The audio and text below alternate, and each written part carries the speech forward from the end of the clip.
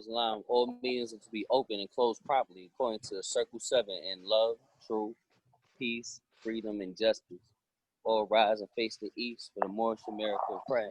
For the Moorish American prayer, hold your feet at a 45-degree angle. 5 on the left, 2 on the right, and please repeat after me. Allah, Allah, Father of the universe, Father, Father of the universe, Father of love, truth, peace, Father of love, truth, peace,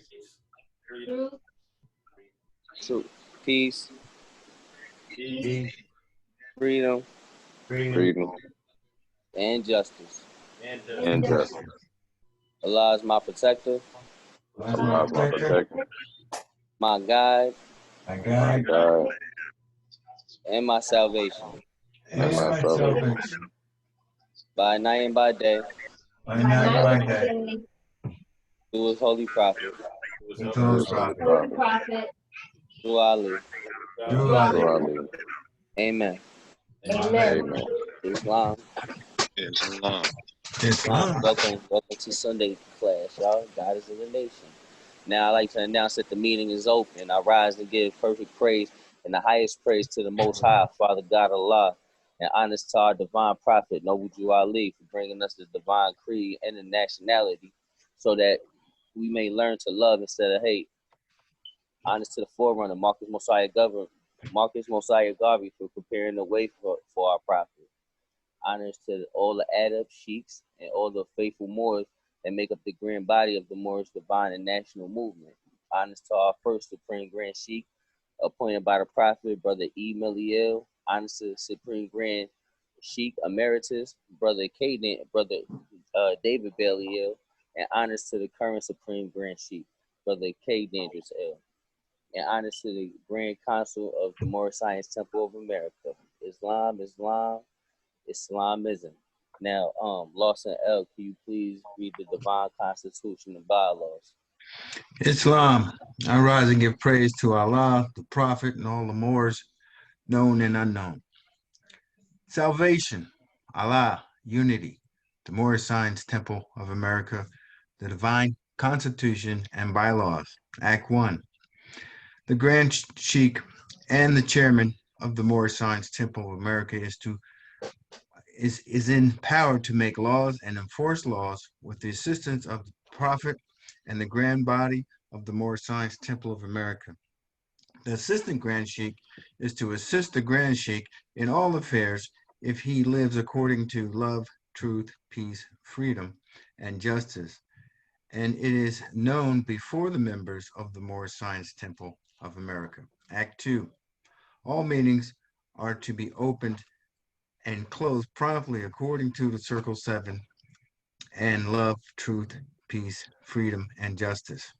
Friday is our holy day of rest because on Friday, the first man was formed in the flesh, and on Friday, the first man departed out of the flesh and descended into his Father, God Allah.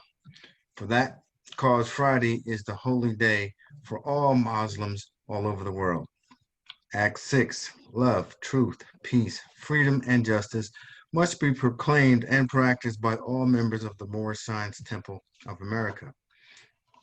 No member is to put in danger or accuse falsely his brother or sister on any occasion at all that may harm his brother or sister, because Allah is love. Act 4. All members must preserve these holy and divine laws, and all members must obey the laws of the government, because by being a Moorish American, you are part and parcel of the government and must live the life accordingly. Act 6. This organization of the Moorish Science Temple of America is not to cause any confusion or to overthrow the laws and the constitutions of said government, but to obey hereby. Act 6. With us, all members must proclaim their nationality, and we are teaching our people their nationality and their divine creed, that they may know that they are part and parcel of said government, and know that they are not Negroes, colored folks, black people, or Ethiopians. Because these names were given to slaves by slaveholders in 1779 and lasted until 1865 during the time of slavery. But this is a new era of time now, and all men must proclaim their free national name to be recognized by the government which they live and the nations of the earth. This is the reason why Allah, the great God of the universe, ordained noble Drew Ali, the prophet, to redeem his people from their sinful ways. The Moorish Americans are the descendants of the ancient Moabites whom inhabited the northwest and southwestern shores of Africa. Act 7. All members must promptly attend their meetings and become part and partial of all uplifting acts of the Moorish Science Temple of America. Members must pay their dues and keep in line with all the necessities of the Moorish Science Temple of America. Then you are entitled to the name of faithful. Husbands, you must support your wife and children. Wives, you must obey your husband and take care of the children and look after the duties of the household. Sons and daughters, you must obey your fathers and mothers and be industrious and become part of the uplifting of fallen humanity. All Moorish Americans must keep their hearts and minds pure with love and their bodies clean with water. This divine covenant is from your holy prophet, Noble Drew Ali, through the guidance of Father God Allah. Noble Drew Ali, founder, the Moorish American prayer. Allah, the Father of the universe, Father of love, truth, peace, freedom, and justice. Allah is my protector, my guide, and my salvation by night and by day through his holy prophet, Drew Ali. Amen. Moorish Science Temple of America, Home Office of Noble Drew Ali, Chicago, Illinois, USA. Islam, Islam, Islamism. Islamism. Welcome to Sunday school, y'all. All right. So, first thing I wanted to do today, because when I was looking at the lineup of keys that we're gonna go over on Koran questionnaire, kind of made me think about something I wanted to read out of the Moorish Guide literature, and it's what is Islam, and it's all gonna tie into things that's coming up. The Quran questionnaire we'll be doing 81 to 90. So here we go. What is Islam? Islam is a very simple faith. It requires man to recognize his duties towards God Allah, his creator, and his fellow creations. It teaches the supreme duty of living at peace with one's surroundings. It is the preeminently the religion of peace. The very name Islam means peace. The goal of man's life, according to Islam, is peace with everything, peace with Allah, peace with men. The Quran, the holy book of Islam, tells us that the final abode of man is the house of peace, where no vain word or sinful discord will be heard. The holy divine prophet Ali says that a follower of Islam, in the true sense of the word, is one who hands, tongues, and thoughts does not hurt others. Object of man's life. The object of man's life, according to Islam, is its complete unfoldment. Islam teaches that man is born with unlimited capacities for progress. Islam does not support the idea that man was born in sin. It teaches that everyone has within him the seed of perfect development, and it rests solely within himself to make or mar his fortune. The cardinal doctrine of Islam is the unity of the Father God Allah. We believe in one God, Allah, who is all God, all mercy, and all power. He is perfect and holy, all wisdom, all knowledge, and all truth. These are some of his great attributes, so far as we can understand it. He is free of all defects, holy and transcendent. He is personal to us, insofar we see his attributes working for us in and out, for us and in us. Pardon me. Let me read that over. He is free from all defects, holy and transcendent. He is personal to us insofar as we see his attributes working for us and in us. But he is nevertheless impersonal because he is infinite, perfect, and holy. We do not believe that death, decay, or sleep overtakes him. Neither do we believe that he is a helplessly inactive or inherent force. Nothing happens without his knowledge and will. He neither begets nor is begotten, because these are the traits of frail and weak humanity. The unity of Allah is the first and foremost pillar of Islam, and every other belief hangs upon it.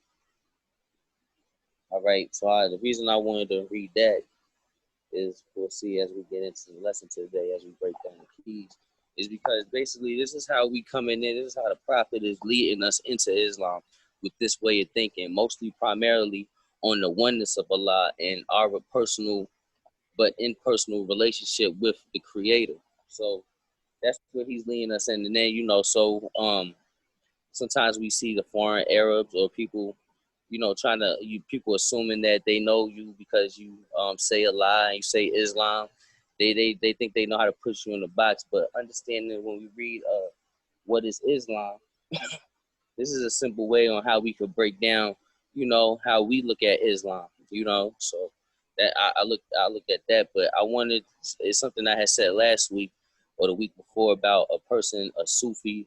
He was from Andalusian, so he was Moorish. His name was Ibn Arabi, and he came out with the doctrine of perfected man. It's called Al Insana Al Kamil, and when I'm y'all could all go if y'all by the computer to Wikipedia and type in um, Ibn Arabi and go down to Al Insana Al Isan Al Kamil to read along, or you could just remember that, write that down, and then you could come upon it.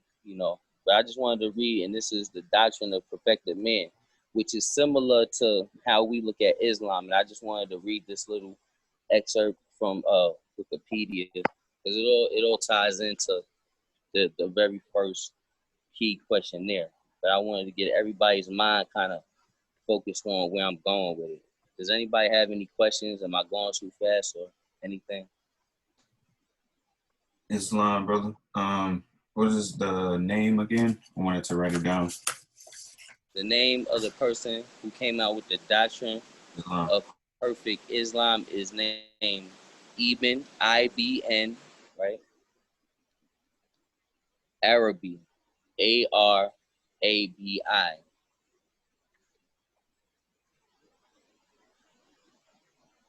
Islamism. Okay. Anybody else? All right. So look, the doctrine of perfect man is popularly considered a honorific title of the attribute to Muhammad, having its origin in Islamic mysticism.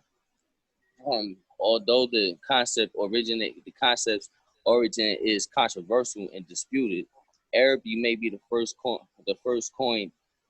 may have first coined this term in referring to Adam as found in his works of Fusan al-Hikam, explained as the individual who binds himself with the divine and create divine creation. So just like what is Islam, our relationship between Allah and ourselves and how we look at it. And we'll continue taking the idea already common within Sufi culture. And for people that don't know, Sufi is like the Gnostics of Islam. They look at the occult meaning of everything and stuff like that. So even Arabi applied deep analysis and reflection on the concept of a perfect human and one's pursuit and fulfillment in fulfilling this goal, in developing his explanation of the perfect being. Even Arabi first discusses the issue of oneness through the metaphor of the mirror. In this philosophical metaphor, even Arabi compares an object being reflected in countless mirrors to the relationship between God and his creation. God's essence is seen in the extent in the existent human being. Pardon me, let me read that over. God's essence is seen in the existent human being.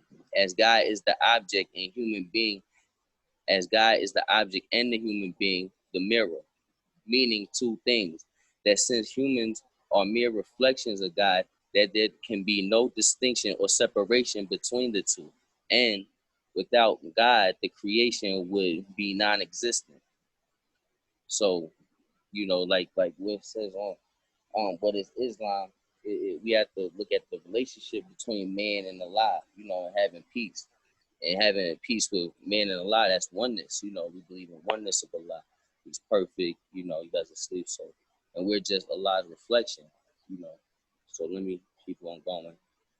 This all got a point. It's all going to lead us straight into the thing. Uh, when an individual understands that there is no separation between human and God, they begin on the path of ultimate oneness. The one who decides to walk in the oneness pursues the true reality and responds to God's longing to be known. It's a saying in Sufi Islamic culture that says God made himself a treasure to be found. So that's where this expression comes from, where it's the response to God's longing to be known. The search within for this reality of oneness causes one to be reunited with God, as well as improve self-consciousness. Okay, the perfect human, through this developed self-consciousness, self-realization, promotes divine self-manifestation. This cause this causes the perfect human to be of both divine and earthly origin. Even Arabic metaphysics metaphysically calls himself Istimus. Hold on, let me see what it says. And Istimus is a narrow piece of land connecting two large areas across the expansion of water, by which there are otherwise separated. Okay, so that's what a Istimus is. Okay, so even Arabic metaphorically calls himself an Istimus, being the Istimus between heaven and earth. The perfect human fulfills God's desire to be known. God's presence can be realized through him by others.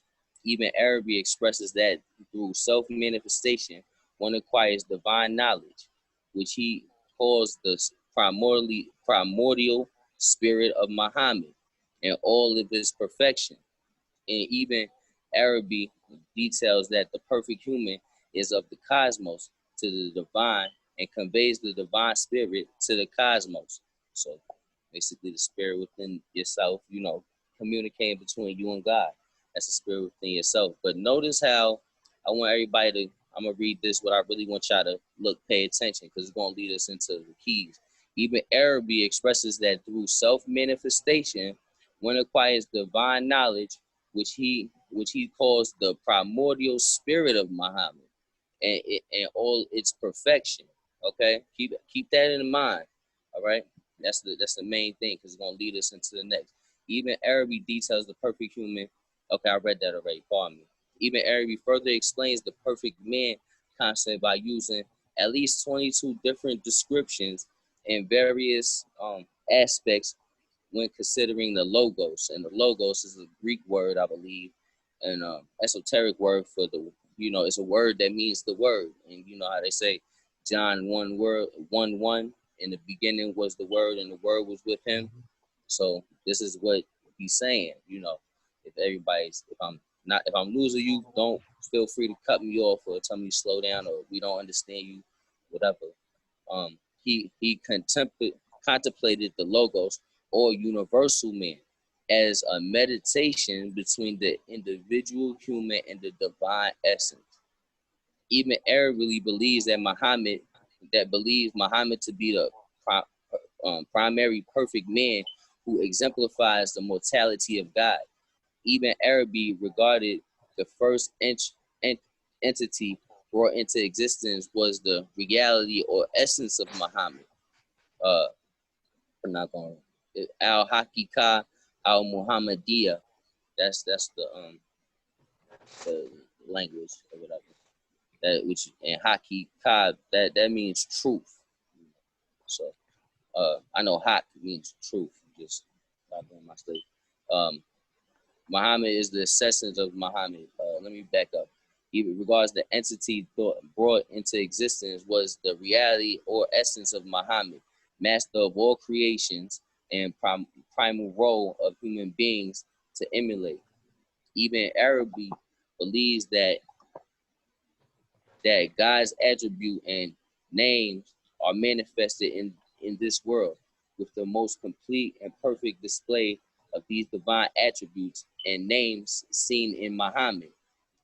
Uh, Arabi believes that one may see God in the mirror of Muhammad. He maintains that Muhammad was the best proof of God, and by knowing Muhammad, one knows God. Arabi also describes I'm not gonna read that because it just goes and starts talking about more perfect men. Now, if we go into the now, the, as we can see right here, this philosophy that even Arabi, he was born in. Let's see what it says.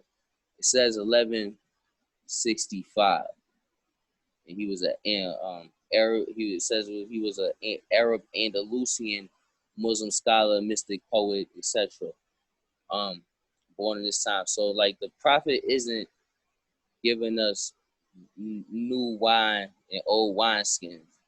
You know, he's the way that we look at Islam, you know, has been looked at, you know, as far as we could always go back at whatever question or we ever want to enter in a conversation on, you know, with other people of the Islamic faith or the Islamic community, we could always look back to, you know, what is Islam, and also even Arabic. We could say he's considered a Sufi saint, and he's highly respected in true Islamic scholarship and culture. So, you know, just knowing this, that we that the prophet is aligning us and putting us right back to where essentially the Moors were, you know, because here goes somebody in Al Andalus, which that was the Moorish name for Spain or whatever. You know, this how they was thinking back in 1165. Well, at least he died in the early 1200s, so 1240. So they was thinking like this. Um, Basically at least by 1180, you know, somewhere between 1180 to 1240, you know. So Islam, we're gonna go into the questionnaire though, because the reason why I wanted to get your mind because we're about to go and dive into Muhammad and the first part. So here we go. I'm gonna read it and then break it. We're gonna break it down. If y'all need to, if y'all feel like adding or cutting me off, feel free. All right. So we're gonna start with 80. Um, did Jesus say that he will return to conquer him?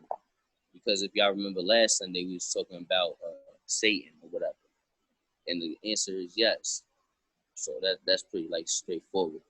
Jesus return, but how will Jesus return? Because we all know that Jesus is going to return one day. You know, we've been through Christianity, even the Muslims, the foreign Muslim, the people that read the Koran of Muhammad, yeah, they believe waiting for Jesus to come back as well. So 81 says, what is the first name of the person into whom Jesus was first reincarnated? But let's look at the word reincarnated, right? Real quick. It's the rebirth of the soul in a new body. So a person on a new version of something from the past. All right. Look at who's going. So let's look at it's a new version of something from the past. So who reincarnated? Who is the first person? Who is the first person? Who? What is the first name of the person into whom Jesus was first reincarnated? Prophet Muhammad the Conqueror. Now, this ain't Muhammad, the one that the advent of Islam in 620, 630. I forget.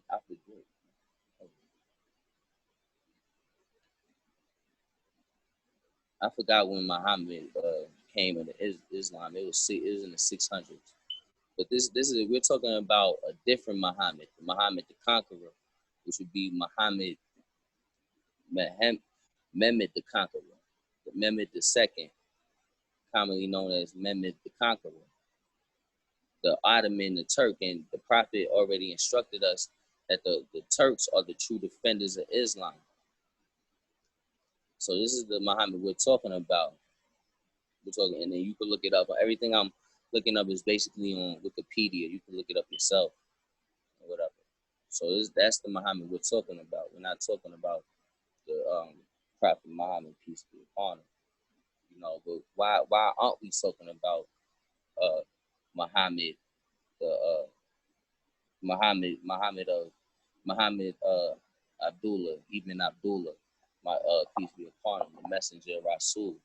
Why isn't I was doing the research myself, and I'm like, well, if the Prophet is bringing us back to a mind state of the Moors of Morocco, Algiers, Tunis, Tripoli, you know, Spain and stuff, then when you do your research, the Moors, you know, at the time, before we fell, basically, and we was the slave names was put on us in 1774, right? The people we was in league with the Ottoman or had ties with the Ottoman Empire, so that would be Muhammad the Conqueror, you know, and Mehmed the Second. Well, starting with Mehmed the Second, because Mehmed the Second, he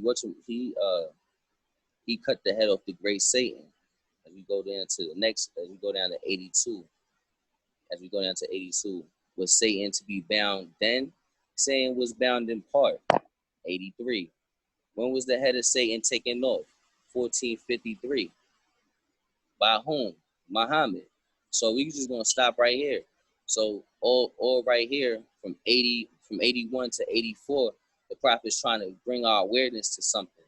So let's go to Muhammad. I'm going to Mehmed the Second, Mehmed the Conqueror. You can go to your Wikipedia, and I'm going to the conquest of Constantinople, because this is where Muhammad Mehmed cuts the head off of Satan. But what do you mean Satan? And what do you mean Byzantium? Byzantium was the seat of the Roman Empire around this time of 1453. So I'm gonna read a little excerpt right here. In 1453, Mehmed commenced the siege of Constantinople with an army between 8,000 and 200,000, 80,000 and 200,000 troops. And then it goes on to list all the troops or whatever. Skip down. This is because at the time, Byzantium was the seat of the Roman Empire. So once the Ottomans destroyed that part or conquered Byzantium, that was the fall of Satan or Christianity. After the conquest of Constantinople, Mehmed claimed the title of Caesar of the Roman Empire, based on the assertion that Constantinople, aka Byzantium, right, interchangeable in this time period, had been the seat and capital of the Roman Empire, meaning it was since 330 AD. And whoever possessed the imperial capital was the ruler of the empire. So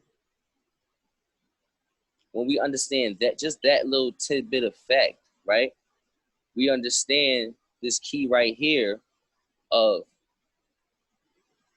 83, where it said, when was the head of Satan taken off? 1453. So that's when you understand that. Oh, okay, because Byzantium, right, was the head seat of the whole empire at the time of 1453. All right, and was Satan to be bound in part, right? When we go up to 82, let me read some more of this real here, right here to prove the point. The contemporary scholar George of Trebizond supported his claim.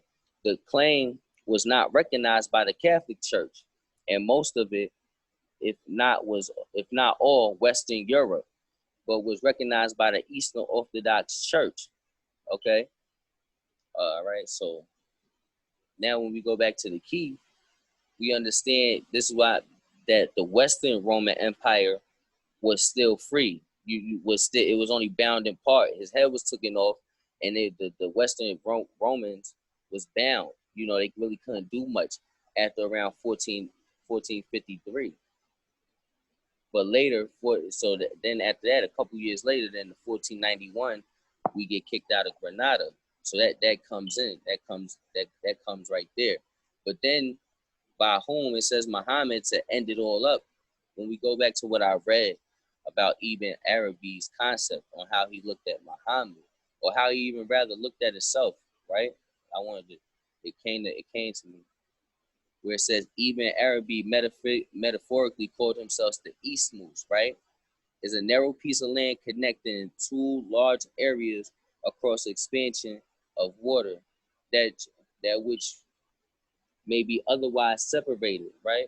But when you look at where Constantinople and Byzantium is, it's kind of like an isthmus, like a bridge thing, but you know, like a isthmus or whatever. So like when I saw that, it just drew so much to me. I was like, man, like okay, this is layered because at the time, you know, you got the Ottomans coming to Byzantium into what's called an isthmus, you know, brought by Muhammad, right? Mehmed II, which if we take the ideology of how Ibn Arabi believed that Muhammad to be the primary perfect man, and you know how Jesus is looked at like the perfect man, the reincarnation of Muhammad II, with Muhammad II when he conquered Rome and took the head of Satan, Byzantium, and took the control of the Roman Empire back then.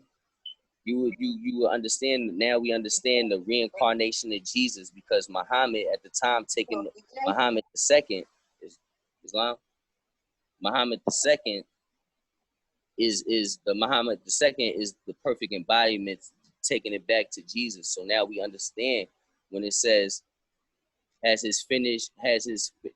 he finished his task of devouring, you know, in key 67 that we went over yesterday, I mean last Sunday, we'll understand like, oh yeah, Satan's time is over. It's been over since 1453, right? All we have to do is understand, you know, our position.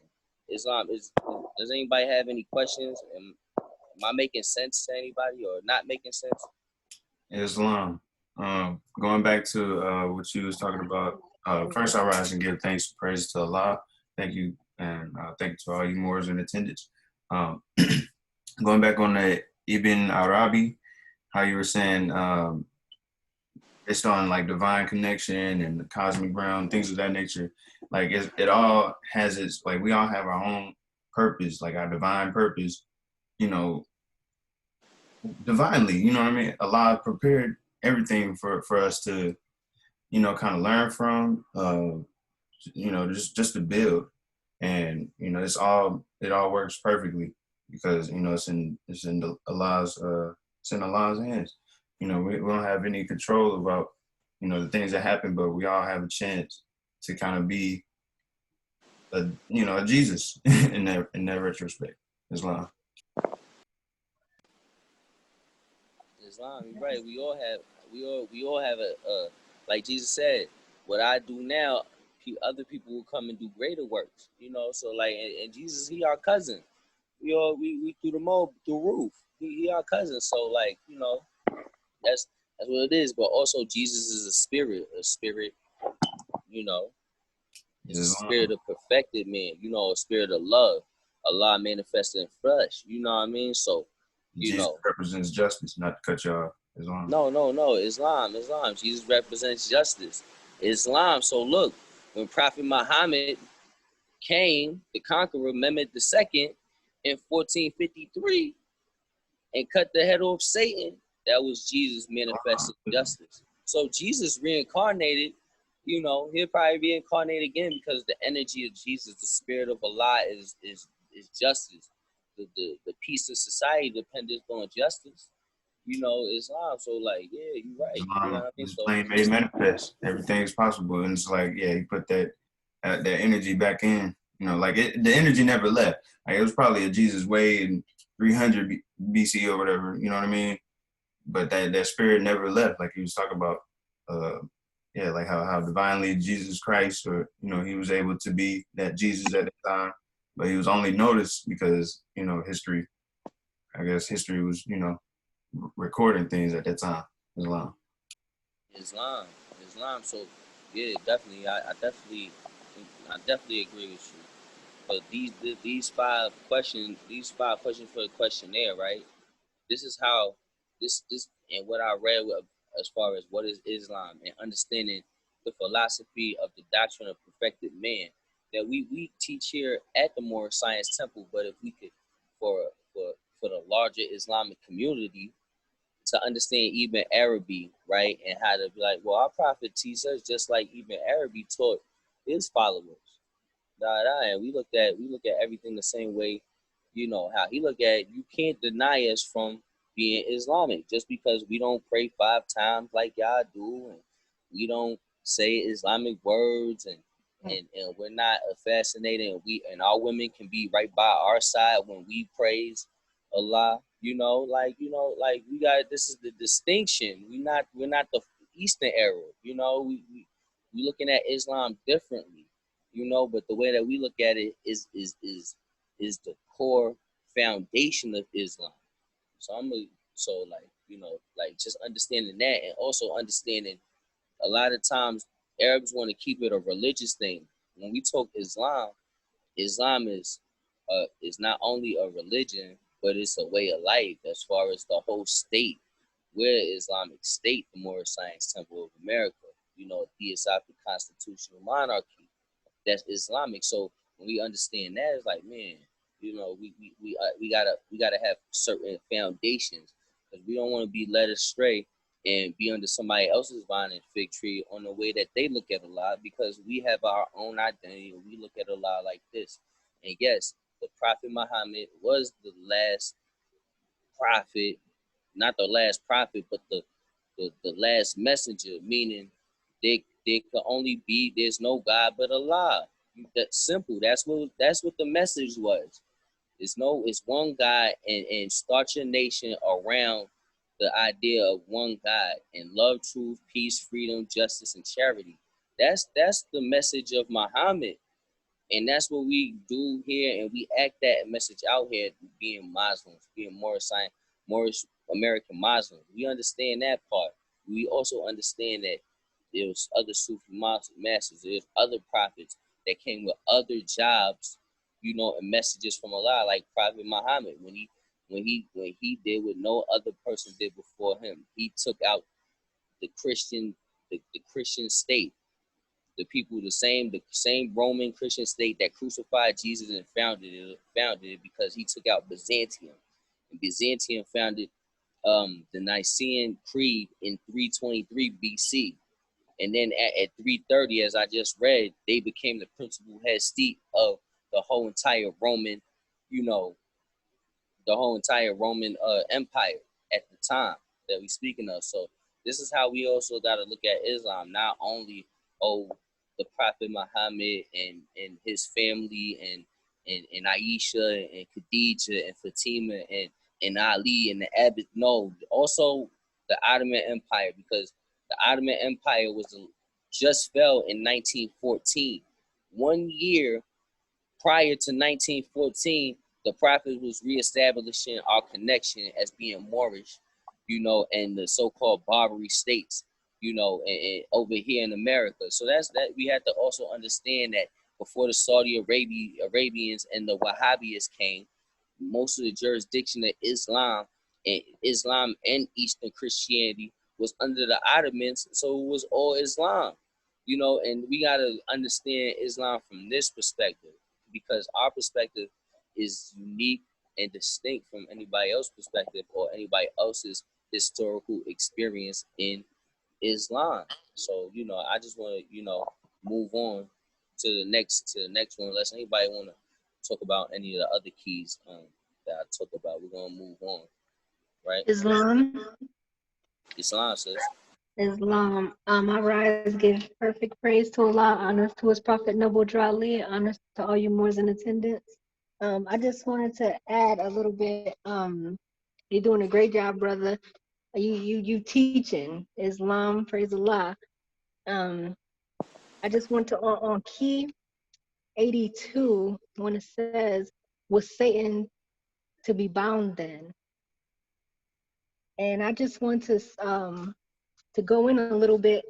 Why are we using the name Satan? I mean, we know, you know, the prophet could have put devil, could have put beast, could have put dragon, could have put any other name, Lucifer, that refers to the lower self or so-called devil. But we spoke about this before. Each of those names has different I could say characteristics that energies that are attached to them, Islam. So when we look up the word Satan, we see it says seduces human into sin or falsehood, Islam. So we can now tie in Satan with seduction into sin and falsehood, Islam. And that's what the Roman Empire was doing to our people, because they were forcing Christianity, which is not for us, on us. And that is a falsehood, because that's taking us out of our higher selves. Islam, I yield the floor. Islam, sis, you're definitely right. You know, because a foe. What they say in the first chapter, a foe will manifest. We had to become the strength of Allah, justice, and 100%. You know, and like you said, they was forcing Christianity. That was the foe.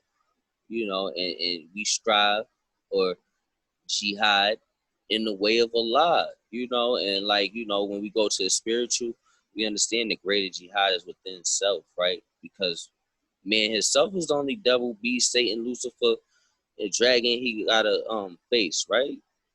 You know what I mean? But then also, you know, we got a dragon beast, things out dragon beast Lucifer outside of ourselves, Satan's outside of ourselves. That do practice slander, lewd, breathe, everything that hates and stuff. So like at the time, so that's what Islam. You have a beautiful point to bring up.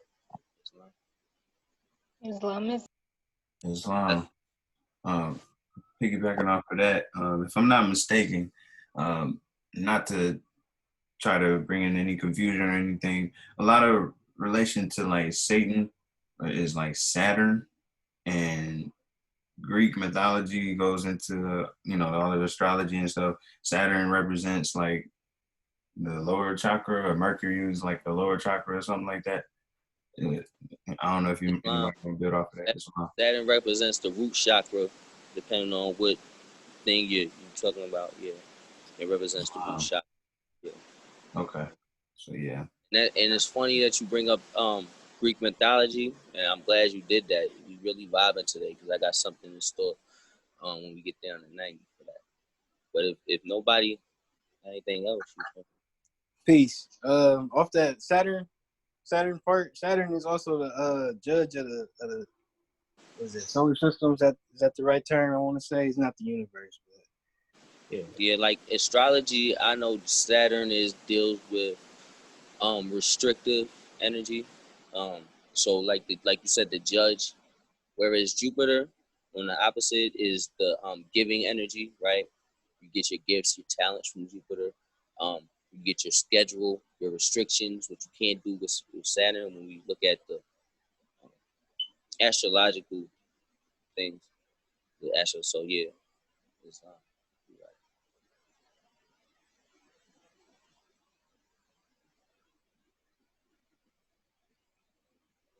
Islam. All right. But so we're gonna move on, right? So now that I got everybody head at I hope I got everybody head in the time period 1453, right? But about 40 some odd years later, what happens? 1492, Columbus sailed the ocean blue, but 91, that's when the Granada expulsions start of the Jews, the Saracens, and of course us, the Moors, the Moabites, the Moabitos, the Almoravids, Almohads, Islam. So like we're gonna go into the reason I'm bringing that up, right? Because a lot of our people came over to America after being kicked out. If we didn't go to um, the kingdom, well, the area that's Morocco over there, which I just said we're not even gonna say Morocco.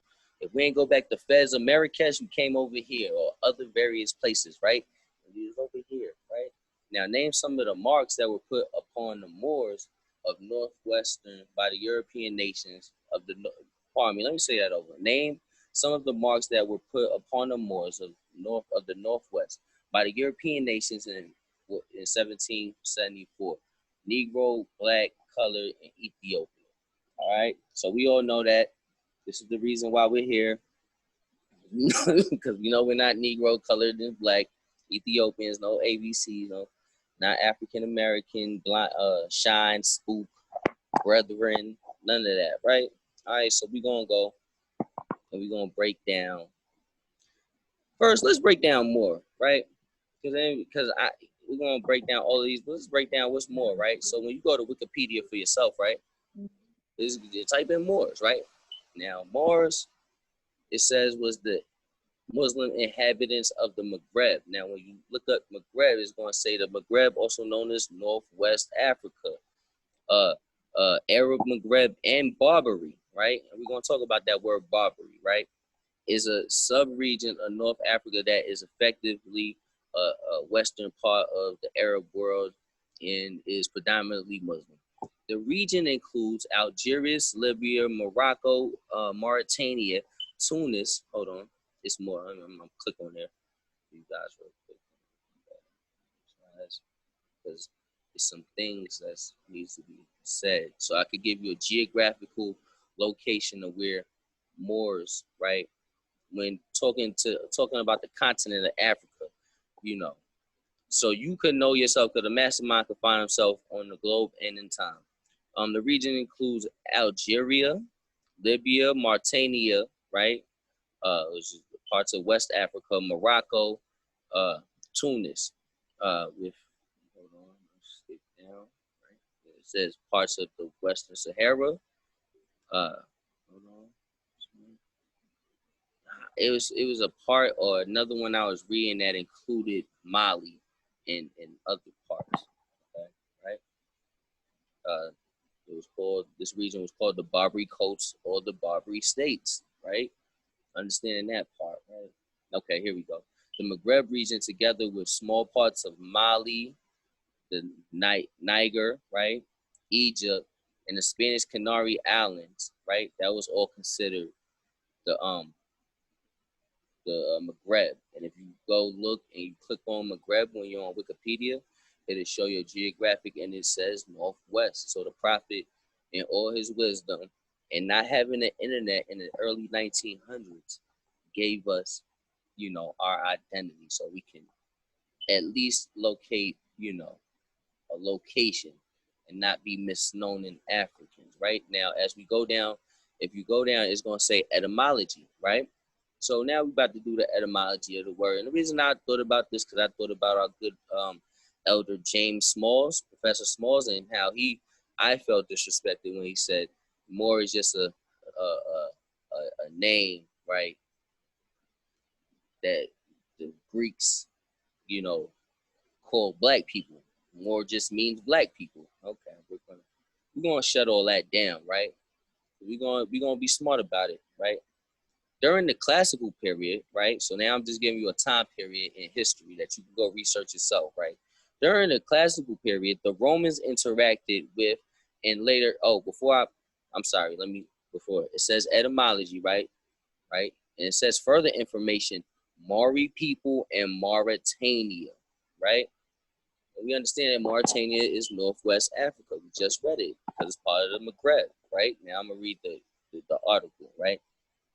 We don't got to read a lot, right, to get our point across. During the classical period, the Romans interacted with and later conquered parts of Mauritania, a state that covered modern-day northern Morocco, western Algeria, and the Spanish cities of Ceuta and Melilla. I butchered that.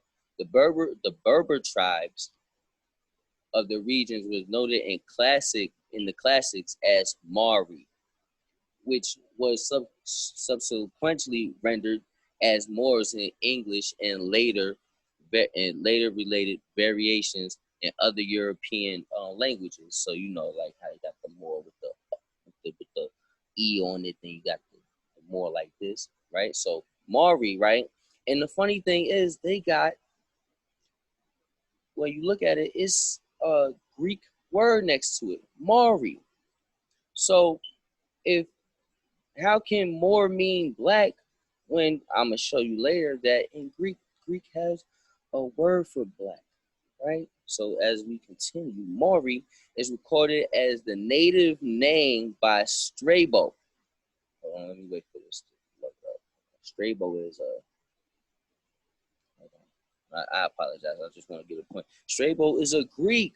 So a Greek from 64 or 63 BC to 24 AD was a Greek geographic and philosopher, historian who lived in Asia Minor, right? Okay, he ain't even live in Greece, but that's another thing. We're not going, but he was a Greek, right? So a Greek right here saying that ain't saying the Maury people are black is recorded as the native name by Strabos in the first century. The appellation was also adapted into Latin, whereas the Greek name for the tribe was Maurici, Mauricui. The Moors were also mentioned by Tacitus, right? Who was Tacitus? Let's see. Tacitus was a Roman historian. So we got the Romans know and the Greeks know who the Moors are, right? A distinct people that come from a place called Mauritania, which is today present day Morocco. All right. During the Latin Middle Ages, Mauri was used to refer to Berbers and Arabs in a coastal region of northwestern Africa. Do you see what a prophet keep putting us, right? Right? In the 16th century, scholar Leo Africanus, right, identified the Moors as the native Berber inhabitants of the former Roman African province, right? He described the Moors as one of 5 main population groups of the continent, alongside Egyptians, who we asked their pharaoh for permission to inhabit where we were, the Abyssinians, who the Ethiopians, you know what I mean, then the Arabs and the Caffre, right?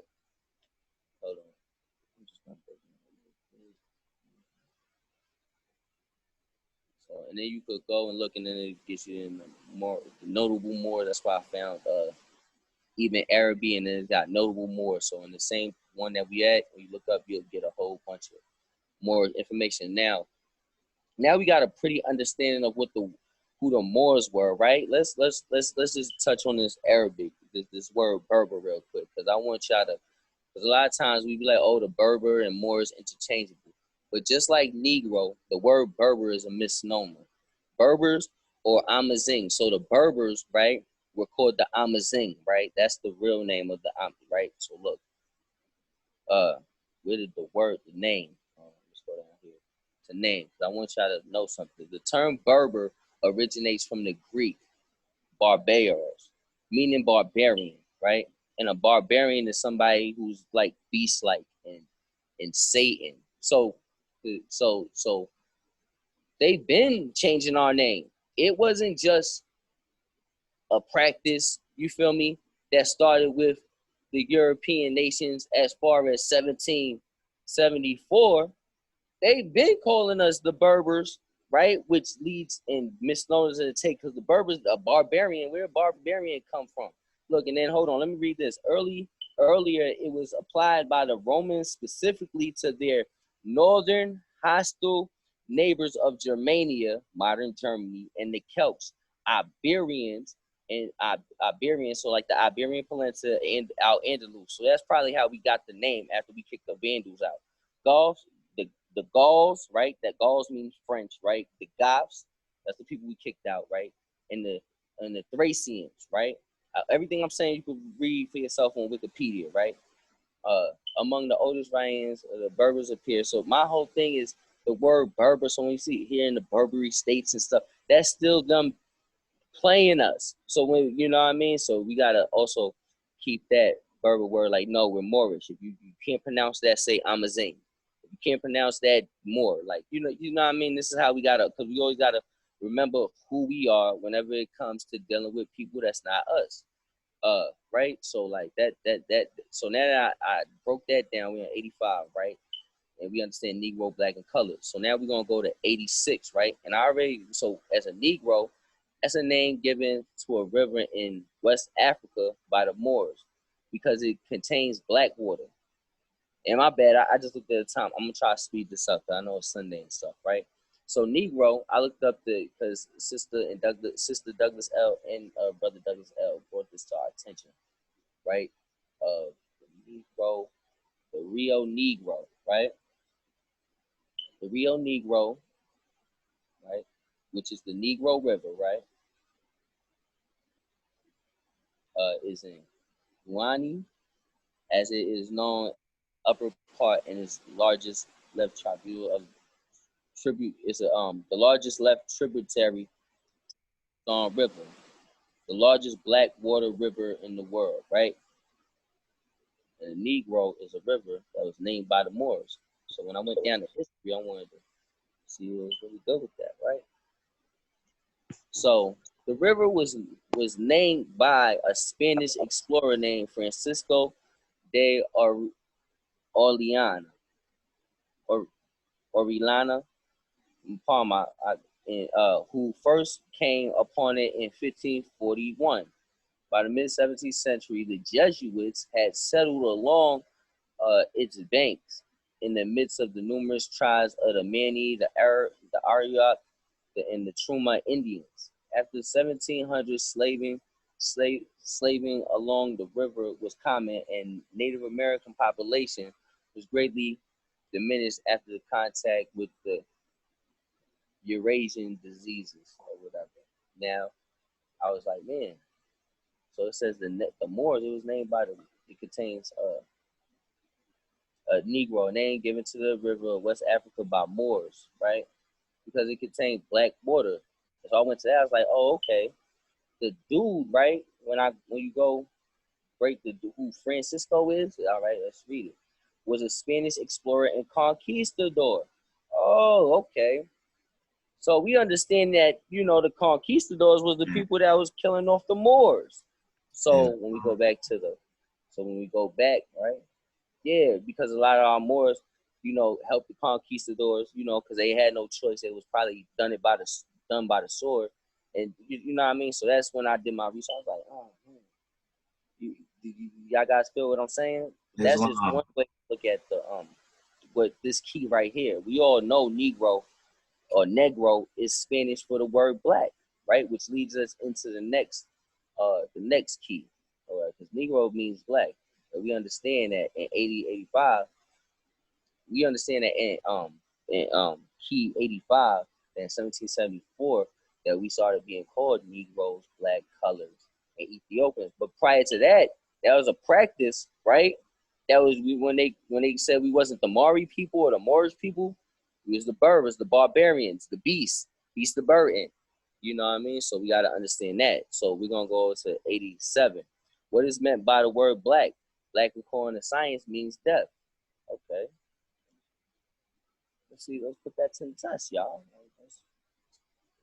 Oh man, I just messed up, y'all. I had the whole Wikipedia joint on black. Yeah, shut up. We're gonna go to etymology. Okay.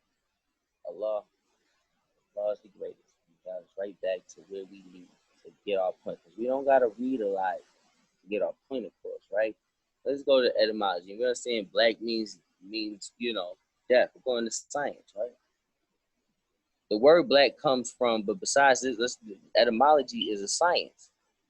Right? The word black comes from Old English bleak, black, dark, also ink. Proto-Germanic, black, burnt.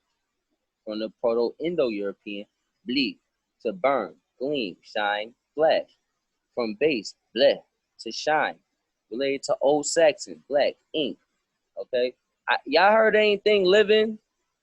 Y'all ain't heard nothing living. Just things is damaged, like things is burnt, right? Or stained with ink, right? Yeah, you know what I mean? Let's keep it going. Old North, they got a million and one, and it don't say beautiful or none of that, yo. Like, feel me? Oh, Old High German, bleak. Old Norse, bleaker. Dutch, blicken. Burnt, right? Swedish, black, ink. All right. Let's go right here. It says Islam. Somebody says something. Yeah, Islam. I was just going to Go piggyback. ahead. Yeah, that's it's all a real real wordplay game, and like it's a lot of things that I've been learning. I'll just say, seems like it's been contractual. Everything is contractual, either verbal or written. Something was written, or something had to be agreed upon in order to kind of make things happen. Islam. Islam. Right. There's a bunch of wordplay. You know what I mean? Because even when we go to the North Carolina law, and this is another reason why I brought up the Berber and the Moor thing, right? They make a distinction in the law that a Negro is the Berber, the ancient Berber, right?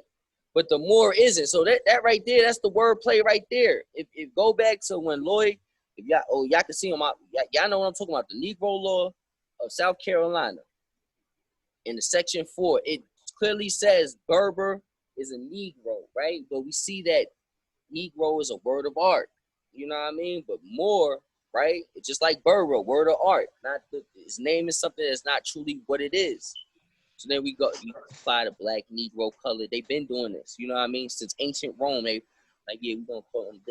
So they've been playing this. Now back to our good old elder Professor Smalls. The ancient Greeks sometimes use the same word to name different colors if they had the same intensity. All right, this word, Kaianos, Kuanos, right, could mean both dark blue and black. So right here, right, our elder, right, I'm, I don't know, but right here, right, the Greeks have a word for black, anything that's dark. And then we just learned that the Greeks called the Moors or Berbers or barbarians, So like right there, we could go do our own research on Wikipedia. We ain't even have to go to no university. We ain't have to go to the Library of Congress. Allah is the greatest planner. Look at this. Now the ancient Romans, then our elder Professor Small say it was just a word that the Romans messed up, that the Greeks messed up, that they got from the Greeks, because we all know the Romans come out the Greeks and stuff. So look, right here, look, the ancient Romans had 2 words for black. Atir was a flat, dull black, right? While Niger, like the country Niger, or like Niger, like nigger, right? Nigger was a brilliant, saturated black, right? Atir has vanished from the vocabulary, but Niger was the source of the country's name, Nigeria. The English word Negro and the word for black is most modern romance language, like French, Neor, Spanish and Portuguese, Negro, Italian, Nero, and Romanian, Negro. All right. So we not none of this. We not none of this because they talking about right colors. We understand we're not colors. So let's go back to the 101. Let me go. So we understand. So back to 85, right? We already understand Negro and black is synonymous, right? Just from looking up the word black, you know what I mean, on the etymology of the science of the study of words, right? So that's dead to us, right?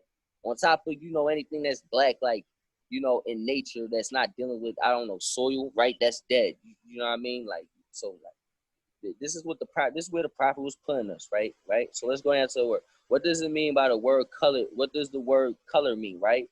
Color means anything that has been painted, stained, varnished, or dyed, because color, right? We're dealing with colors, right? But hold on. Let me read this right here is from definitions.uslegal.com, right? You can look this up for yourself, right? So look, I typed in color of law, right? It's color of law, right? Color person, right? Color of law refers to an act done under the appearance of legal authorization, when in fact no such right exists. It implies when a person is acting under real or apparent government authority. You know, then it goes into civil rights, right? And that's a whole nother other thing, right? Or whatever. But just to the point, right? Anything that's painted, stained, varnished, or dyed, right? You know, anything that, so like we're colored, we're black, right? So now we get painted a certain way in the media, right? And our characters get stained, damaged, you know, all these negative denotations, right? On top of the straw man, we all know the straw man, as far as you know, 14th Amendment citizen, all those measures and stuff. We understand all of that, right? So like but we understand that for one, we're not a color, we're not black. So when we understand we're not black, the color of law can't apply to us at all. You know what I mean? Or being a colored person. You know what I mean? Because we're olive complected, copper complected. You know what I mean? We're not straight up. You know, like because an olive is a living thing, right? You see how copper is a living metal, right? Black, like nah, that anything could be black. You know what I mean? Depending on, you feel me? And then most things is black is associated with evil. So like we know this. You know what I mean? Everybody knows this, and the prophet was trying to bring us back into knowing it ourselves. You know, we're not none of that. No, we're human. If you're gonna use adjectives or anything to describe us, it's gonna be living. So everything that the prophets always bring us back to is the living. You feel me? So like, let me go on to 89 because I know people it's Sunday, right? We're gonna go to 89. What does Ethiopia mean? Ethiopia means something divided. Okay, so I told y'all to remember the Greek stuff, right? And you brought up Saturn, right? It's perfect, right? Because I was thinking and I was like so I went to Wikipedia, right? And try to find like where does Ethiopia means divided, right? So here we go, and we keep on messing with these Greek guys, right? And we keep on messing with these Greek guys, but these Greeks, right, is a vital importance to understand somewhat Greek culture and philosophy because it draws you into a different part of Islam, right? But that's not the reason I'm bringing them up right now. The Greeks named Ethiops, right? Ethiops, right? And Ethiopian is a common word derived from two Greek words, ethio, I burn, and ops, face. According to Perseus Digital Library, the designation properly translates to burnt face in the noun form and red brown in the adjective form. So in the noun, it's talking about somebody's face is burnt, right? Because the noun is a person, place, a thing. So it's talking about the face of something, right? Either whether it be a person, like right, the person's face is burnt, or like the face of a place, like the face of a building's burnt, or a thing's burnt, right? Something, right? Or and red, brown, and adjective. So anything red, brown describing that, like you feel me? So like the historian Herodotus, right? And Herodotus, right? He's real famous, right? I'm gonna read. Was an ancient Greek historian who was born in uh, Halicarnassus in Persian Empire, right? So that gives you a time date, right? Greco-Persian. So he was a real big historian. Uses the appellation to denote those of a part of Africa south of the Sahara that were then known within the Ikumi inhabited world. However, the Greeks' formation may be a folk etymology of the ancient Egyptians of Antiti Abu, which means robbers of the heart. So you see these Greeks always trying to, play us. If y'all, I don't know this, right? But everybody want to be like, what the Greeks said, like nobody cares. That's just me. We're gonna move on though. Here we go. In Greco-Roman epigraphy, right? Ethiopia was significantly top topony for ancient Nubia. So Ethiopia, now Ethiopia is describing something, right? Nubia, that's Egypt, right? Right? And the name Ethiopia also occurs in translations in the Old Testament. In the allusion, like not illusion, but like alluding to, right? An allusion to Nubia. The ancient Hebrew text identifies Nubia into Cush. Now we already know old man Cush, right? We had old man Cush, the separation, demarcation line, right? However, in the New Testament, the Greek term Ethiopia does not occur and refers to a servant of Candace, a queen of Cush. So from the Old Testament to the New Testament, this word went from being describing people whose faces are burnt, right? Which is that's like if you've been brown all your life, right, or a dark complexion, you don't think your face is burnt like that's somebody else described you. That's number one, right? So but in the Old Testament, ancient Hebrew, it diluted to a Nubia, instead of Cush. You know what I mean? It diluted to a people, right? And then from that, the New Testament dealing with Rome, right? We know Rome. We had to go cut their head off, right? Bound them apart, right? By New Testament, the Ethiops that's referring to a servant. All right, so this is why the prophet going back to this is we can't, we can't be an Ethiopian when we jump to 90, but we still gotta understand Ethiopia means something divided. And we understand from our Moorish Qurans that it means something divided, right? We understand that. But look, the reason why I wanted y'all to remember that Greek Ethiopia, right? I wanted y'all to remember this for a reason, right? And the reason is because one of the epithets of Zeus is Zeus Ethiopia, or Zeus Ethiops. I'm about to bring it to I can't. I'm looking for it, right? And the reason why I'm about to look at it, the reason why I bring it up, right? My joint acting slow.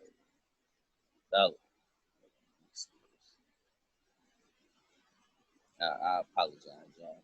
It's the last thing. Because one of the Zeus names is Ethiopian. Okay, look, if you go to Wikipedia, right, and you type in Aethiops, right, I'm going to read this term, Ethiops, right?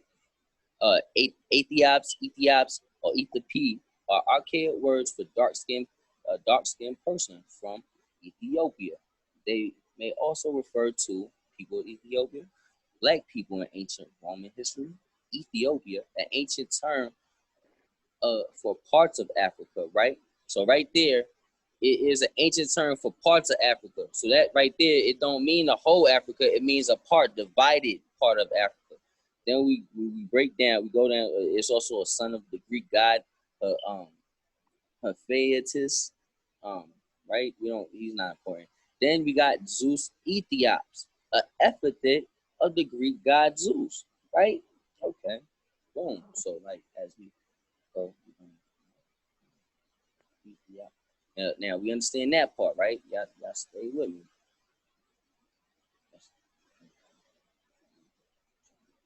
It's acting crazy because we all know that Zeus, right? It says the demarcation line between the Father and the Son, right? But we also know when we look up Zeus, right? It was something that said Zeus had it was also used, I think, the Iliad when Zeus had went down to Africa because somebody had visited Mount Olympus, and Zeus and a couple of his guys went to Africa or whatever, showing the connection between Zeus and these guys or whatever. But I want to go into what happened. What happens with Zeus and his father Kronos, and we all brought up Saturn, right? And we all know that Zeus castrated his father Saturn. And I'm trying to read it, find it. Okay. After reaching manhood, Zeus forced Kronos to disgorge his first stone.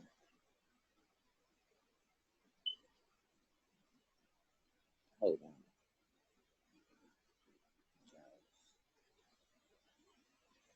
Thing. Let's work up this climax, right? So look, let's go back to because my joint acting crazy. It's about I want, but we know Kronos was castrated. Zeus castrated his son, his father Kronos, and it says the prophet said that Ethiopia is the demarcation line between the father and the son. So demarcation or cut or break with the castration, Zeus severed ties with the father, right? When he went because it was a battle that happened between Kronos and with Kronos and Zeus. And hold on.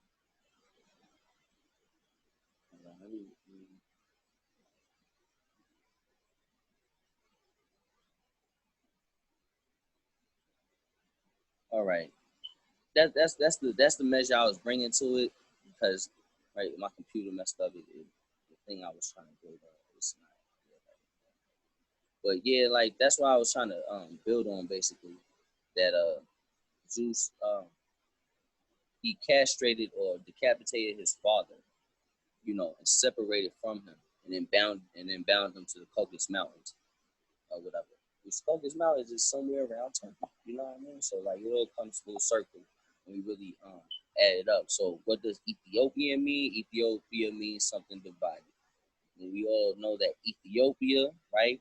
It also refers to, we also know that Zeus also had the title of Zeus Ethiopia, right? And Zeus is the one that castrated his father.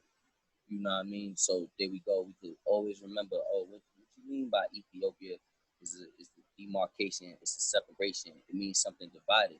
Well, Zeus castrated his father. He separated his father from his penis. If you want to understand it that way, because we're not understanding.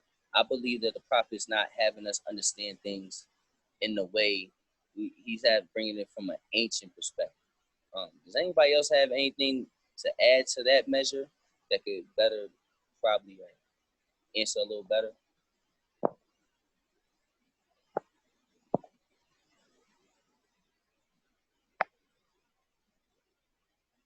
Islam, okay. And then number 90, can a man be a Negro, black, colored, and Ethiopian? No, we can't because we're not divided, right? We're whole beings because we're the image and reflection, right? As even Arabi would say, we're a reflection of Allah. You know what I mean? As the Prophet told us, we the man, we Allah made in man. The strength of Allah manifests, basically. We're not divided, we're whole, just like Allah. You know what I mean? We can't be colored, because we're not black or Negro. You know what I mean? We understand, we just broke that down. And we understand that these names and other names, including the Berbers, been getting placed on us, right? To denote beasts, inanimate, not real objects, and all of that. We also know, you know, our place in Islam. Our place in Islam is we understand that the Ottomans are the true protectors and the true protectors of the Islamic creed, and us as Moorish Muslims, yeah, Moorish American Muslims, that's our perspective of Islam. Yeah, the Ottoman Empire ain't full. We don't the House of Saud don't follow Wahhabism. We follow it, just we practice Islam just like our ancient forefathers and foremothers. And then when you go to the western part of Africa, man, it's not like like that part of Islam. Like Eastern Africa, with Boko Haram and Wahhabiness in Saudi Arabia and stuff like that. We the Prophet put us right back in a perfect place and time to understand all of that. So I just want to open it up. I know I was long winded. I hope I was. I hope people understood me. Islam. I'm gonna be quiet and yield the floor to anybody. Okay.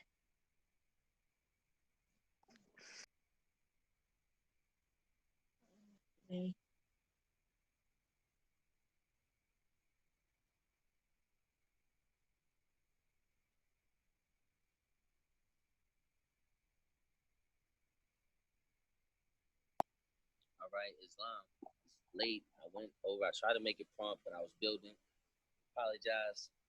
You know, we got things to do Sunday, ready for work, the children, ready for, I don't know, but, you know, Islam. So, without further ado, we will go into the closing of the meeting. Please, Brother Douglas L., can you read the additional notes?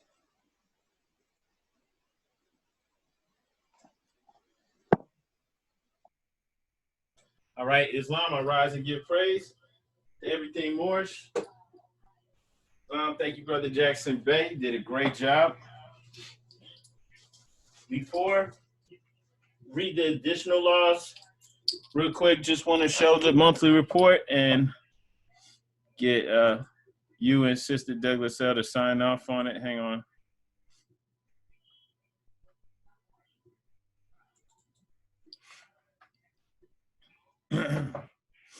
Okay, it's up on the screen right now. This is for July. Okay, so I'm just gonna go ahead and call out the numbers. Right, we have 120 for temple dues. See, $24 in emergency fund, $60 in per capita tax, and then $30 for the uplifting fund, for a subtotal of $234. And actually,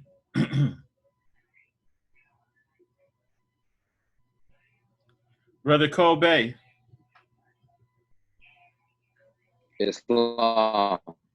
Islam, I sent you an email. You were charged twice last month. You'll have to go into PayPal and see if maybe you accidentally signed up for twice. Oh, okay.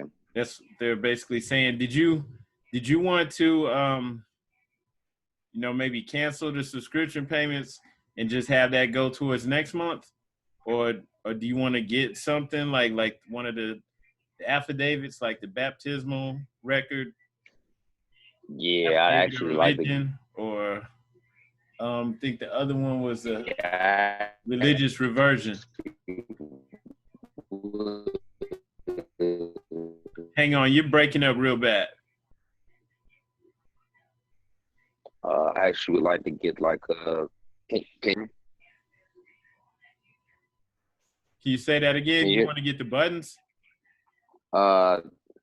Actually, yeah. You can just put those into the buttons. How much are the buttons? Let me see. 5. So yeah, just you can put those in for 4 buttons. All right.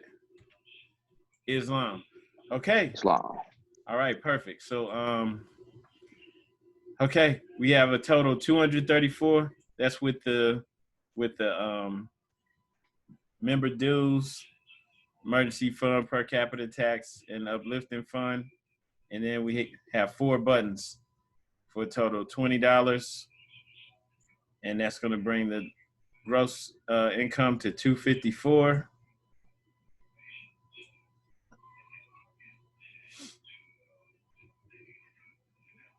That's it on there.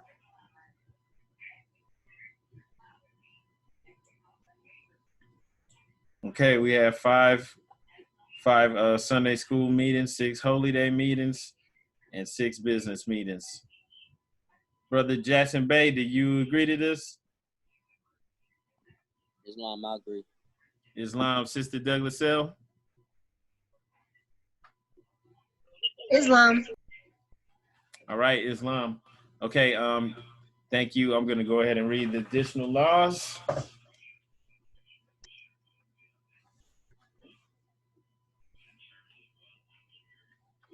Questions and additional laws for the Moorish Americans by the Prophet Noble Drew Ali. Act 1, grant sheikhs and governors and heads of all temples, all businesses. Each said temple must be approved by the Prophet Noble Drew Ali before acting upon by any members. Let it be finance, property, or any line of life that will cause the members to sacrifice finances, etc. that will cause the support of any group of members. Any former officer that violates these laws is subject to be removed from his office under a heavy restriction, etc., by the Prophet or the Grand Sheikh. Act 2, all members are to attend their ADUP meetings and their public meetings promptly. If a member is found standing around in their meeting period, shall be fined 50 cents on the first case, and on the second, he will be fined $1, which will go on your emergency fund. If member is working, his monthly dues must be paid, and if he has money in the bank, he must subscribe for as much as he is able to the Moorish Uplifting Fund, because it takes finance to uplift the nation. Act 3, it is the lawful and divine duty of every good member, if he's able in finance, to aid me in saving the nation, and if he does not, he is an enemy to the cause of uplifting his own people, and justice must catch you. Let it be he or she, according to love, truth, peace, freedom,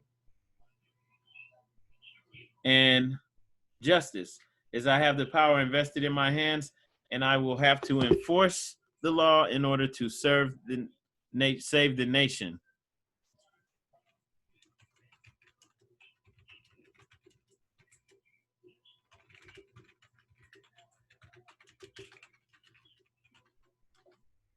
All right, Act 4, all members while up making a public speech must not use any assertion against the American flag or speak radical against the church or any member of any organized group, because we are to teach love, truth, peace, freedom, and justice. Act 5, all members must promptly attend their meetings and send their children to Sunday school, and the teacher must confirm himself to the questionnaire, and let every member exercise his 5 senses who's able to do so, because out from your Sunday school comes the guiders of the nation. Act 6, with us all members must proclaim their nationality, and we are teaching our people their nationality and their divine creed, that they may know that they are part and parcel of this said government, and know that they are not Negroes, colored folks, black people, or Ethiopians, because these names were given to slaves by slaveholders in 1779 and lasted until 1865 during the time of slavery. But this is a new era of time now, and all men now must proclaim their free national name to be recognized by the government in which they live and the nations of the earth. This is the reason why Allah, the great God of the universe, ordained Noble Drew Ali, the prophet, to redeem his people from their sinful ways. The Moorish Americans are the descendants of the ancient Moabites who inhabited the northwestern and southwestern shores of Africa. Act 7, all members must promptly attend their meetings, and become a part and parcel of all uplifting acts of the Moorish Science Temple. Members must pay their dues and keep in line with all necessities of the Moorish Science Temple. Then you are entitled to the name of faithful. Husband, you must support your wife and children. Wife, you must obey your husband and take care of your children and look after the duties of your household. Sons and daughters must obey father and mother and be industrious and become a part of the uplifting of fallen humanity. All Moorish Americans must keep their hearts and minds pure with love and their bodies clean with water. This divine covenant is from your holy prophet, Noble Drew Ali, through the guidance of the Father God Allah. Islam, Islam, Islamism. Islamism. Thank you, Chief. All right, y'all. Before I have Cole Bray read the writs, right, I just want to go back. I found the spot, right? What I was going to convey to you guys, right? I just wanted to read this real quick. Just 2 more points to the word of Ethiopia, because I wasn't satisfied with giving that to y'all. Just read this little bit. Homer, right? And Homer, he was in the 8th century BC, is the first to mention Ethiopians, right? And that they are found at the eastern and western extremities of the world, and divided by the sea into the eastern at the sunrise and the western at the sunset. So that's the first time Ethiopians is describing to a group of people, right? They are divided, but divided by, that's the first, divide right there. I have found it, right? And then I scroll down, just one more thing, y'all. I'm gonna let Kobe and let y'all get out of here, right? The Ethiopian Sea, right? The Ethiopian Sea, right? And I'm just gonna leave y'all with this. Was the name given to the southern half of the Atlantic Ocean in classical geographical works, and The name appeared in maps from ancient times up to the turn of the 19th century, so until about the 1800s. And we all know the Civil War happened in the 1800s. Right? So Islam. I just want to leave y'all with that little bit of facts that everybody else know that we don't know. I wish I could expound on it more, but we all got things to do on Sunday morning. Sunday evening. Kobe, can you please read the three words? Islam, yeah, thanks for those jewels too. Cause I was watching. If y'all got Netflix, I was watching the Christopher Columbus one. That's real interesting. And I'm about to watch Little White Lie a little bit later. It came out 2015. But I rise and give most honors to great God Allah, our Prophet Noble Ali, and all Muslims today at attendance and all Muslims across the world. To be proclaimed at every meeting, Islam. I am glad to know I have a few faithful Moors among you all, and I desire for them to know the truth and the divine truth. There's a host of jealousy about me and the movement now by the same people of our side of the nation. They claim I was a joke and unreal. But now, since they found out from the government officials and the nations of the earth that this is the only sole foundation that all Asiatics must depend upon for their earthly salvation as American citizens, they are working every scheme they can to disqualify me so they may take charge of the situation. I have notified all these things to you long ago in the past. It is through the faithful Moors that attribute to the movement and uplifting funds. The ones that pay their divine respects to me and the movement will be remembered. That is why I'm calling upon all faithful Moors to increase their faithfulness to me, your prophet, and your divine Moorish movement. I need finance, and I need it badly. Never before have I needed finances so badly as I do at present, so I may shove aside the discord that is facing the nation. It all comes through the jealousy because of my fame and nobility. The nations of the world would not recognize the movement without I, the prophet, being head. It has been proven by my works, which I have performed in the past few years. Prophet, Noble Drew Ali. Prophet warns all Muslims to be read in every meeting. I hereby inform all members that they end all radical speeches while at work, in their homes, and on the streets. We are for peace and not destruction. Stop flashing your cards at Europeans. It causes confusion.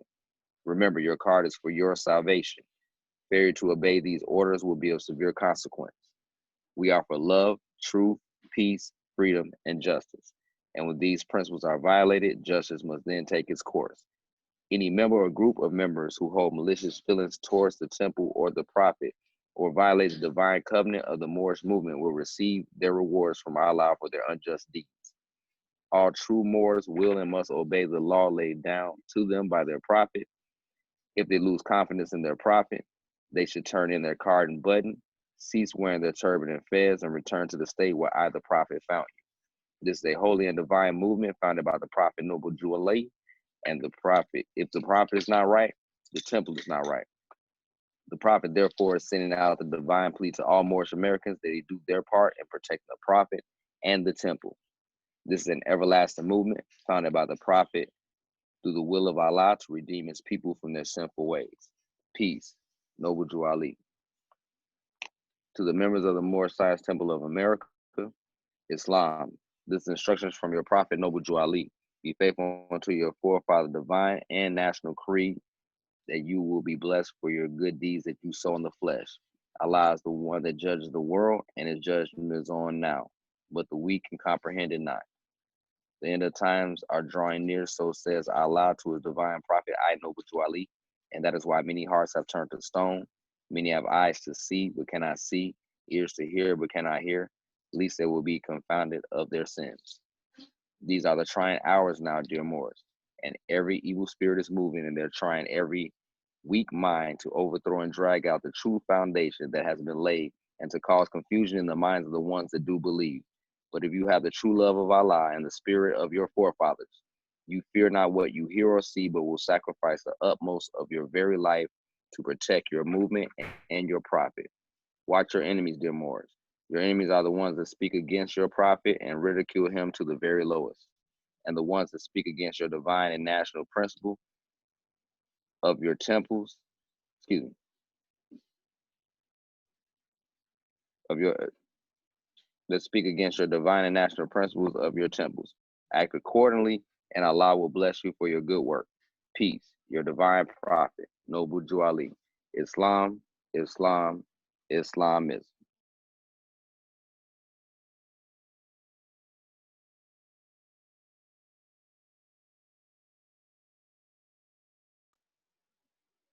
Islamism, good looks, bro.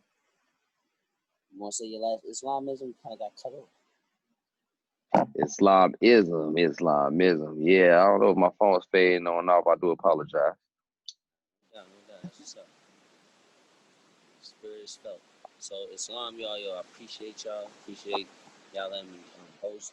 God, y'all hope I was palatable. I can understand what I was trying to put. The mindset you gotta have. Just to recap, what is Islam? Islam is the perfection of man. Perfection of man, the perfect man. The example is the Muhammad. Muhammad, and from our perspective, the conqueror, the justice, the Jesus reincarnated. Even Arabic told us that, same thing that True Ali told us, the prophet, same thing that he told us is being taught. So this isn't old wineskins and new wine. I mean, new wine and old wineskins, or however the saying go. This is the universal principle, because we're talking about the universal man, perfection, and standing up against Satan, the lower self, and people that's examining the lower self. We're not Negroes, colored blacks. We learned some things about Diab, so now you have to understand the Zeus. You know what I mean? The Zeus, the Greek understanding, and other things. So that's it. Islam. Thank y'all. Anybody got something else to say? Any announcements? You got any new members? Look like everybody. Hey, well, nah, new members. Everybody got an Ellen Bay in here, right? So, collections. Y'all have to pay y'all dues when y'all pay them. No collection plate. All meetings are to be open and closed promptly according to Circle 7 and love, truth, peace, freedom, and justice. Or if you still able to, rise, face the east. Be that at 45, 5 on the left, 2 on the right. Y'all don't got to repeat after me. Allah, bind our hearts and minds back to our ancient forefathers' divine creed and principles. We ask this in thy holy name in the 7th Elohim. Amen.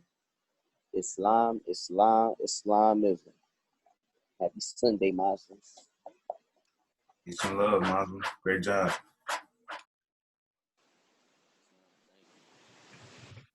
Peace and Peace and love, love, family. Muslims. Islam, Muslims, peace and love.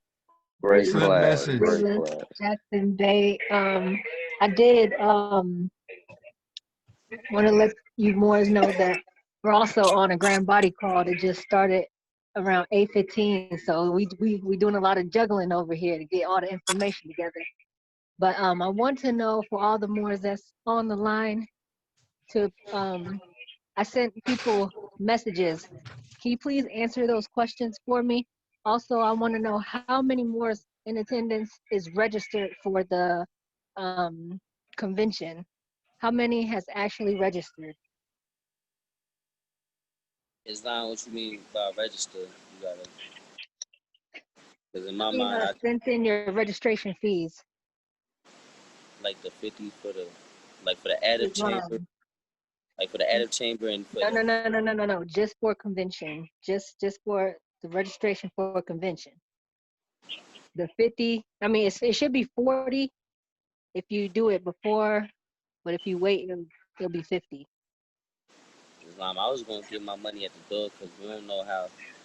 Me personally, I ain't know if they was gonna shut it down or whatever. I was just gonna pay when I got there.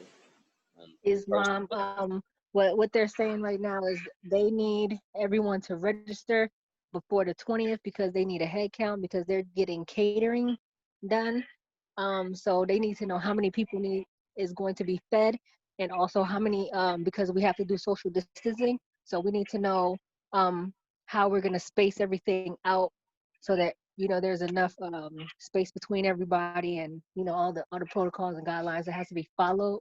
So they're saying registration is important for the data that needs to be taken for the procedures to be done correctly. Islam. Islam, you Islam said, and his regist.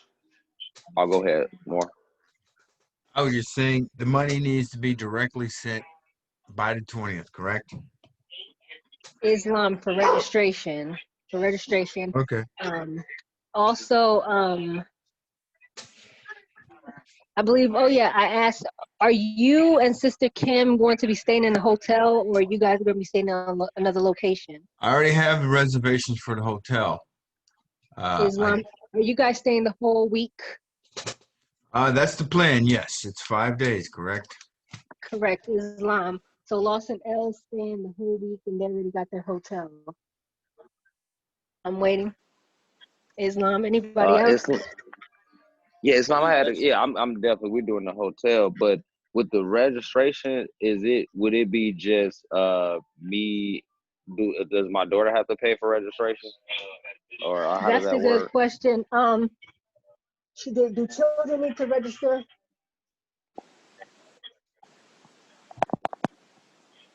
Yeah, I want you more to stay on the line if possible, so that all your answers could get answered. All your questions can be answered while we have leadership on the phone. All right. Anybody else had any more questions? How do we register? Mm-hmm. That's on the Eventbrite page. You know, the registration from the Eventbrite page for a convention. Huh? Islam, he said you do not need to register your daughter.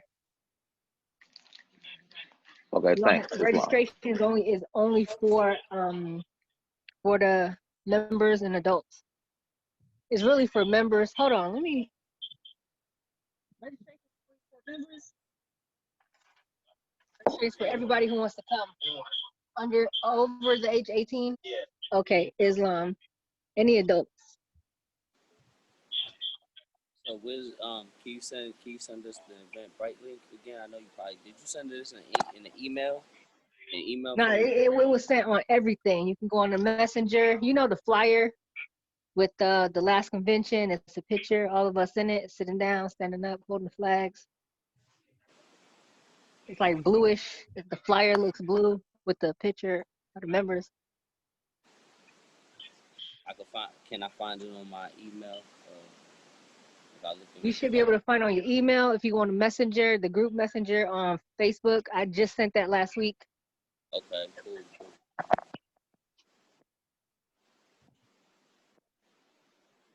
Also for ADEP Chamber, we're about to submit everybody. I just want to make sure we had everybody I mean, you have to be present. That's why registration is important.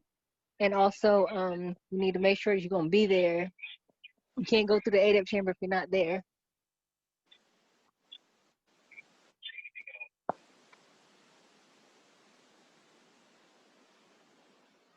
So all the Moors on the phone right now, just put yay or nay in the chat if you are going through the ADEP Chamber this convention. Islam?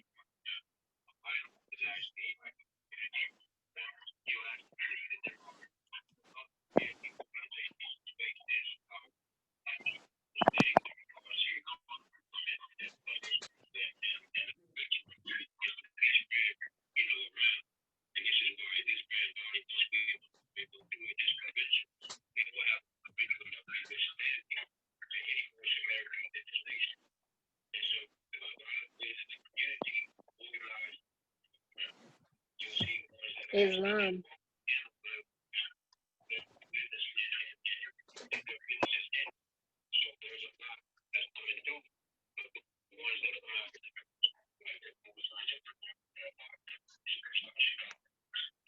Islamism. Is that everyone?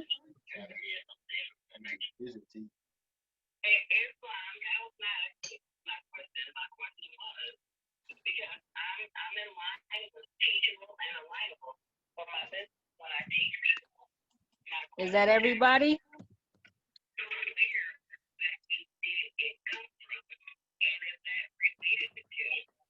Islamism. Honest to you, Moors. We will be putting that in this week, and we will. Islam. Does anybody have something to say? Islam, did you get mine, Lawson L? Yes. Is that for both you and sister, or just you? Just me. Okay, Islam. Peace. So we got 8. We have 8, but everyone is not on the call tonight. So I'll make sure I get in contact with everybody who's not in attendance to get the final head count. Praise Allah. Any more questions or comments before we end?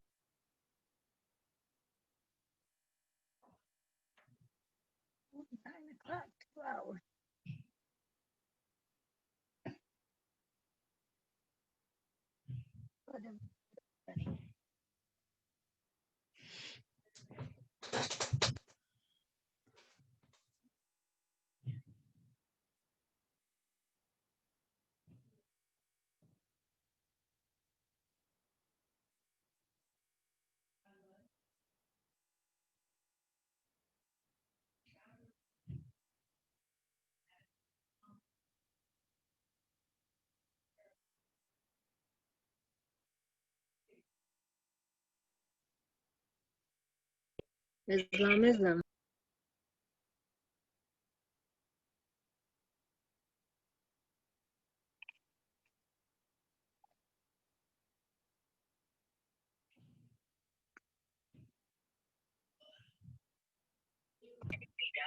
Islam. So how many more actually got your room already? Just put a 1 in the chat to say you got your room.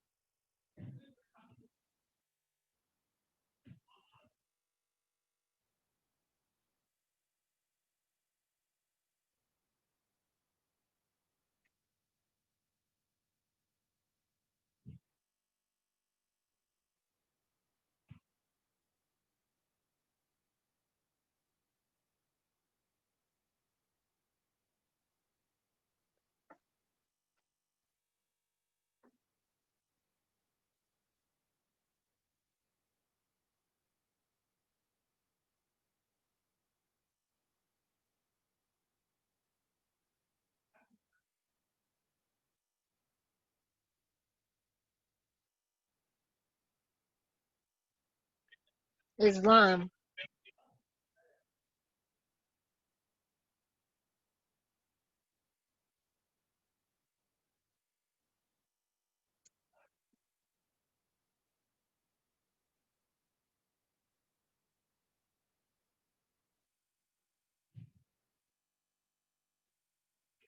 Islam, brother and sister Thomas and Platter Bay.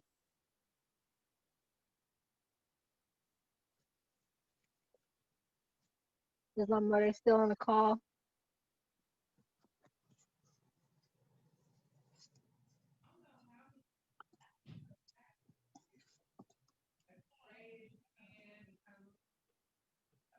Islam.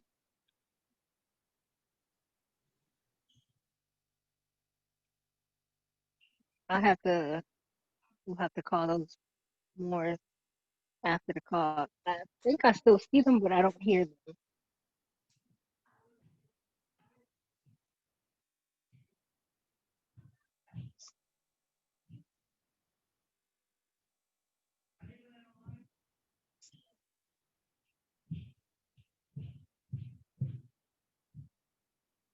Islam. Can you more still hear me? Islam. Islam. All right. Well, if no one else has any more questions, we could end the call. Islam, sister. Do you know what date the adept chamber is? Nope, not yet. I will ask that before we hang up, but it has not been talked about yet. Islam. What day is the adept chamber on?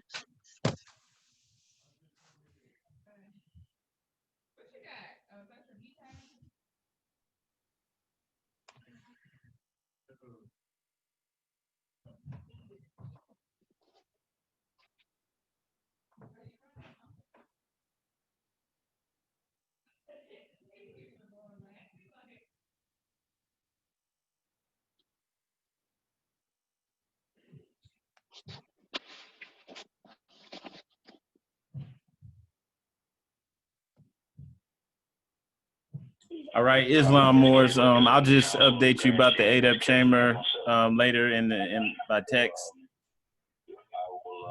Islam. Peace and love. Islam, is everyone flying? Are we all flying in, or are we making flight reservations, or people driving in?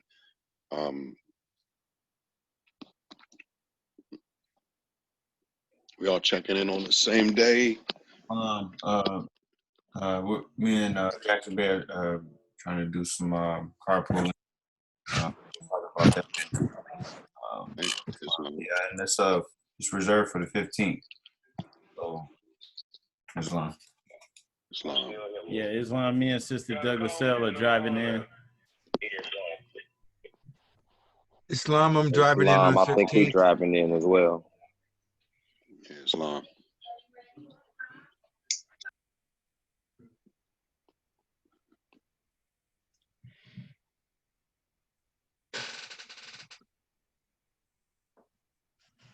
Islam, we're flying in.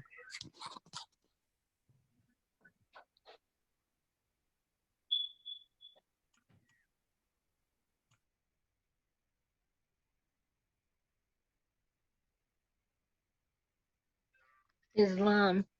Was that Brother Thomas Bay? You said they're flying in? Yes. Islam, praise Allah. Are you and the sister anticipating going through the adept chamber this year? This convention is. Yes. Islam, praise Allah. Have you guys registered? Yes, we've registered already. Probably about a month ago. Islamism. Okay, praise Allah. So I'll make sure I have you guys on the submission form as well. Islam.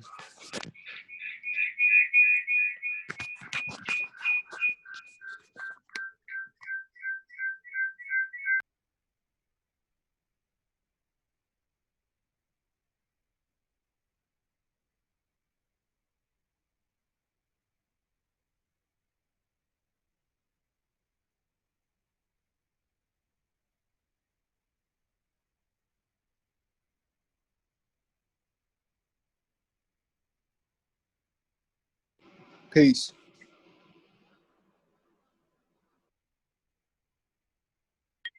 Islam, peace and love. Islam, peace and love, Muslims. Peace and love, family.